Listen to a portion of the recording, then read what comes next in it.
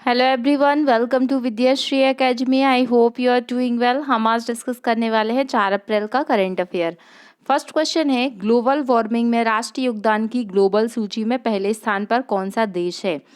अब बात यहाँ पर हो रही है ग्लोबल वार्मिंग की। ग्लोबल वार्मिंग क्या होता है कि कुछ गैसों के कारण, जैसे CO2 है, मीथेन है, नाइट्रोजन डाइऑक्साइड है, अन्य कुछ गैसें हैं जिनके कारण क्या होता है, अर्थ का टेम्परेचर लगातार बढ़ता जा रहा है।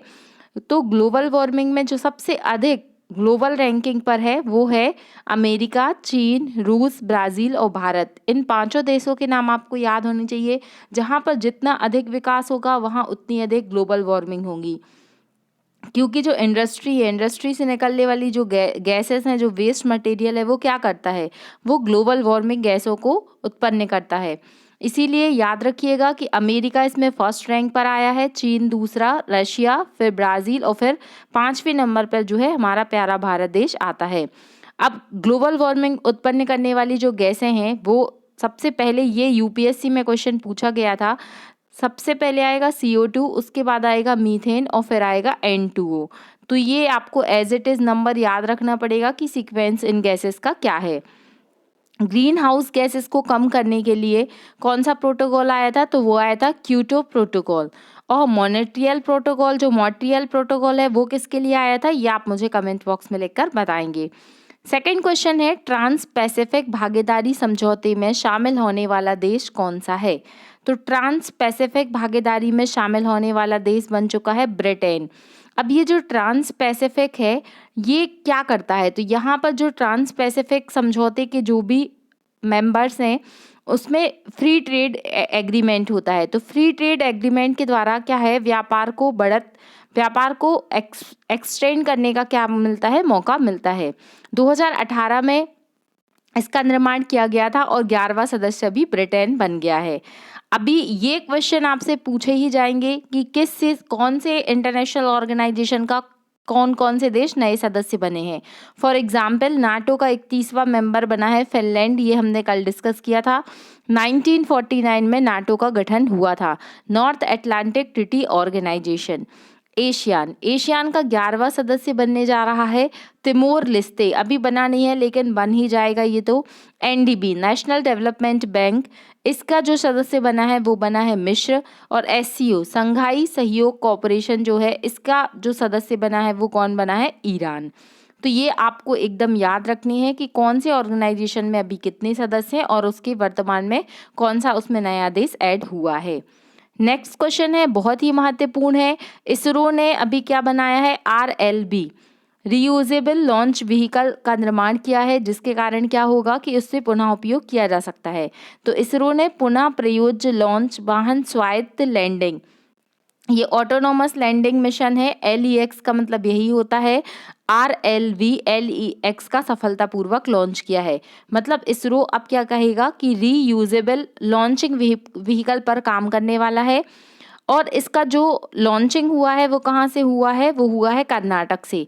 आपसे ये क्वेश्चन इसलिए पूछा जाएगा क्योंकि आपको वो पहला ऑप्शन देगा सतीश धवन केंद्र, श्रीहरिकोटा, आंध्र प्रदेश। लेकिन चूंकि इसरो जो है अपनी सबसे अधिक जो सैटेलाइट है वहीं से लॉन्च करता है, बट ये याद रखिएगा इसको चित्रदुर्ग कर्नाटक से लॉन्च किया गया है। इसके पहले भी कुछ महत्वपूर्ण मिशन है, जैसे INS-2B, जिसे PSLV C-54 के द्वारा लॉन्च किया गया था। और वन वेब मिशन, जो कि ब्रिटेन की एक कंपनी है, तो उसको जो LMV third vehicle launch mission one web के द्वारा लॉन्च किया गया था। तो ये भी आपको याद रखना है। ये देख सकते हैं, which country are historically responsible for climate change. तो 1850 से लेकर 2021 तक किस किस देश का जो है वो क्लाइमेट चेंज में क्या क्या रैंकिंग रहा है उसको भी बताया गया है। तो अगर हम बात करते हैं ग्लोबल वार्मिंग की, तो ग्लोबल वार्मिंग में हमने क्या याद किया है, ग्लोबल वार्मिंग में हमने याद किया है कि नंबर 1 पर कौन सा देश आता है, सबसे पहले आता है USA, उसके बाद आता है चीन, उसके बाद आता है रूस, उसके बाद आता है ब्राज़ील और उसके बाद आता है हमारा प्यारा भारत। तो ये पांचों देशों के नाम आपको याद रखना है। आप अपनी मेंस आंसर राइटिंग में एनवायरनमेंट वाले क्वेश्चन में इसको मेंशन कर सकते हैं। सेकंड, हमने देखा कि रीयूजेबल लॉन्च सिस्टम इसरो के द्वारा लॉन्च किया गया है। नेक्स्ट क्वेश्चन है कि अमेरिका ने किस देश की नौसेना के साथ पनडुब्बी रोधी अभ्यास का आयोजन किया है? तो अमेरिका ने, अभी हमने कुछ दिन पहले पढ़ा था कि नॉर्थ कोरिया ने क्या है, परमाणु हथियार वाली पनडुब्बी का आविष्कार किया था। तो अमेरिका क्या करेगा, अमेरिका अब दक्षिण कोरिया के साथ मिलकर क्या करेगा कि उस पनडुब्बी को रोकने का प्रयास करेगा। तो ये किस देश की नौसेना के साथ अभ्यास किया है? साउथ कोरिया के साथ किया है।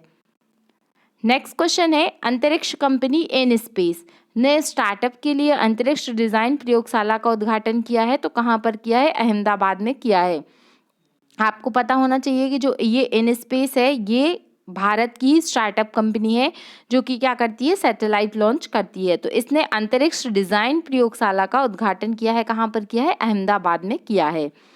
नेक्स्ट क्वेश्चन है कि एयरटेल ने किस बैंक के साथ व्हाट्सएप बैंकिंग की सुविधा प्रारंभ की है? तो ये की है पेटीएम बैंक के साथ।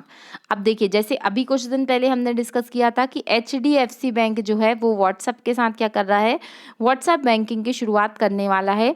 तो उसी तर्ज पर एयरटेल ने अब व्हाट्सएप बैंकिंग की सुविधा प्रारंभ की है with the help of Paytm bank. इससे क्या होगा कि व्हाट्सएप पे ही आप पैसे का आदान प्रदान कर सकते हैं। नेक्स्ट क्वेश्चन है कि पटना मेट्रो परियोजना, अब बिहार में भी मेट्रो प्रोजेक्ट शुरू होने वाला है। इसके लिए कौन सी ऐसी संस्था है जिसने आर्थिक रूप से मदद की है? तो वो है जापान इंटरनेशनल सहयोग एजेंसी। इसके द्वारा 5509 करोड़ रुपए दिया गया है। किसको दिया गया है? पटना मेट्रो प्रोजेक्ट को जापान इंटरनेशनल सहयोग एजेंसी के द्वारा दिया गया है। अब पटना मेट्रो परियोजना पर क्या है, एक इसको नई दिशा मिलने वाली है। अब नेक्स्ट क्वेश्चन है कि स्कूल चले हम अभियान का नाम आपने काफ़ी सुना होगा। तो ये स्कूल चले हम अभियान जो है ये तो पहले से चल रहा है। इसकी शुरुआत कब से हुई है ये आप मुझे कमेंट बॉक्स में लिखकर बता सकते हैं। 1 अप्रैल 2023 से उत्तर प्रदेश में जो श्रीवस्ती जिला आता है उससे क्या हुआ है कि हाल ही में स्कूल चले हम अभियान को पुनः शुरुआत की गई है। अब ये स्कूल चले हम अभियान का जो उद्देश्य है वो क्या है कि जिन बच्चों का किसी कारणवश स्कूल छूट गया है उनको पुनः क्या करना है, स्कूल में भिजाना है। अब बात कर लेते हैं उत्तर प्रदेश की। तो उत्तर प्रदेश में याद रखिएगा कि जो विधानसभा की सीटें हैं वो कितनी है, 403 हैं। जो विधान परिषद की सीटें हैं वो कितनी है, 100 हैं।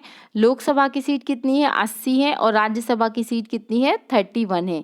ये क्वेश्चन आपसे स्टैटिक जीके में पूछे जाते हैं क्योंकि उत्तर प्रदेश में ये सारी सीटें जो हैं वो सर्वाधिक हैं। अगर बात की जाए कि उत्तर प्रदेश में जिले कितने हैं तो वो हैं 75। क्या आप बता सकते हैं कि राजस्थान में अभी कुछ नए जिलों को बनाने की घोषणा होने के बाद राजस्थान में कितने जिले हैं? अगर आपको पता है तो आप कमेंट बॉक्स में लिखकर बताइएगा। आप देख सकते हैं कि पटना मेट्रो को मिली सौगात और जापान सहयोग एजेंसी के द्वारा इसको पैसा दिया जाएगा। नेक्स्ट क्वेश्चन है कि CCTNS रैंकिंग में पहला स्थान किसका आया है?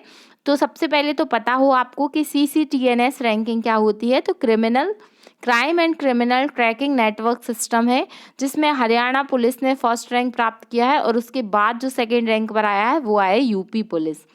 आप सुनते रहते होंगे न्यूज़ में किस तरीके से यूपी पुलिस तो बहुत अधिक चर्चा में रहती है। तो आपको पता होगा कि हरियाणा और UP police crime and criminal tracking network system में रैंकिंग लेकर आया है।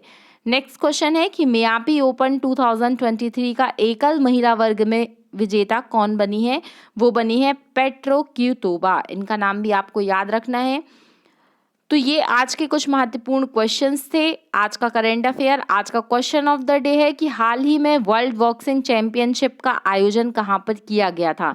ये आप मुझे कमेंट बॉक्स में लिखकर बताने वाले हैं। ये देख सकते हैं, Haryana secure first position in country with 100 PC marks in CCTNS crime and criminal tracking network system। और ये एयरटेल ने किस बैंक के साथ किया है? व्हाट्सएप बैंकिंग शुरुआत पेटीएम पेमेंट बैंक के द्वारा। अब हम रिवाइज कर लेते हैं कल का करेंट अफेयर। तो नाटो का 31वां सदस्य कौन सा देश बन गया है? वो बन गया है फिनलैंड। नाटो की स्थापना 1949 में की गई थी और इसका हेडक्वार्टर है ब्रुसेल्स बेल्जियम में। नाटो का फुल फॉर्म होता है नॉर्थ एटलांटिक ट्रीटी ऑर्गेनाइजेशन। ये नाम आपको याद रखना है। नेक्स्ट क्वेश्चन था कि ChatGPT पर प्रतिबंध लगाने वाला कौन सा देश पहला बना है? तो वो बना है इटली। ना सिर्फ ChatGPT पर अपितु जो इंग्लिश लैंग्वेज है, इंग्लिश लैंग्वेज पर भी प्रतिबंध लगाने वाला देश बन गया है इटली, ये भी याद रखिएगा। WHO ने किन 2 देशों को मलेरिया मुक्त घोषित किया है? तो वो है अजरबैजान और तजाकिस्तान। 10वां स्लिनेक्स एक्सरसाइज जो कि एक नेवल एक्सरसाइज है, वो भारत और श्रीलंका के बीच में हुई है। घातक प्लांट फंगस से इन्फेक्शन कहाँ पर देखा गया? कोलकाता में देखा गया है। हिंदूफोबिया के खिलाफ प्रस्ताव पारित करने वाला अमेरिका का पहला राज्य बना है जॉर्जिया। नेक्स्ट क्वेश्चन है कि भारत की पहली गिर नस्ल की जो क्लोन मादा बछड़ा बनाई गई है उसका नाम रखा गया है गंगा, जिसको किसके द्वारा बनाया गया है? NDRI के द्वारा बनाया गया है। मून टू मार्स मिशन का प्रमुख देश कौन सा बना है जिसने मून टू मार्स मिशन को लॉन्च करने की बात की है? वो बना है USA। वर्ल्ड ट्री लिस्ट 2022 में किस भारतीय शहर को शामिल किया गया है? आंसर है मुंबई। दिवंगत हुए सलीम दुर्रानी का संबंध किस खेल से था? इनका संबंध क्रिकेट से था और ये पहले ऐसे व्यक्ति थे जिन्होंने क्रिकेट का पहला अर्जुन अवार्ड जीता था। मैंने कल आपसे क्वेश्चन पूछा था कि कांगड़ा चाय को GI टैग मिला है, इसका संबंध किस राज्य से है? तो इसका कांगड़ा चाय कहाँ की है? ये हिमाचल प्रदेश की चाय है जो काफ़ी फेमस है। और अभी ना केवल भारत ने तो 2005 में इसको GI टैग दिया था, यूरोपियन यूनियन के द्वारा इसको GI टैग दिया गया है, इसलिए काफ़ी चर्चा में था और आपके एग्जाम में पूछा जा सकता है। तो ये आज का कुछ महत्वपूर्ण करेंट अफेयर था। अगर आपको ये करेंट अफेयर सीरीज़ अच्छी लग रही है तो प्लीज़ आप इसे अपने दोस्तों तक अधिक से अधिक शेयर कीजिए। चैनल सब्सक्राइब नहीं किया तो प्लीज़ चैनल सब्सक्राइब कीजिए। पढ़ते रहिए, खुश रहिए। जय हिंद, जय भारत।